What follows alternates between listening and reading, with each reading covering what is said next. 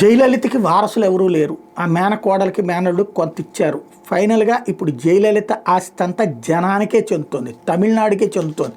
టోటల్గా 27 కిలోల ఆ బంగారు ఆభరణాలు, 601 కిలోల వెండి, 1672 ఎకరాల భూములు, 10,000 చీరలు, 6 పెట్టెల్లో తమిళనాడుకి జయలలిత ఆస్తులు చేరి కర్ణాటక అప్పట్లో కర్ణాటక కోర్టులో సీజ్ అయి ఉన్నటువంటిదంతా కూడా ఆమెకు శశికళ కూడా శిక్ష పడినటువంటి నేపథ్యంలో టోటల్గా 10,000 చీరలు, 750 జతల చెప్పులు, 27 కిలోల బంగారు వజ్రాభరణాలు రత్నాలు, 601 కిలోల వెండి వస్తువులు, 1672 ఎకరాల వ్యవసాయ భూముల పత్రాలు, నివాసాలకు సంబంధించినటువంటి దస్తావేజులు, 8,376 పుస్తకాలు.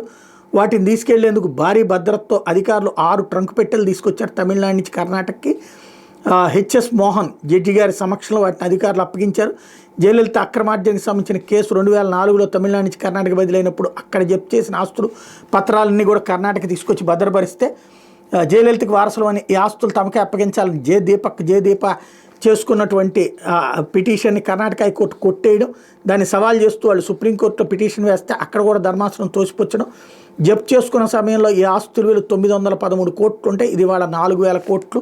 ఇది రిజిస్టర్డ్ వాల్యూలు కానీ బంగారం వాల్యూలు వీటి ఒరిజినల్గా అయితే 10,000 కోట్ల రూపాయల వాల్యూ.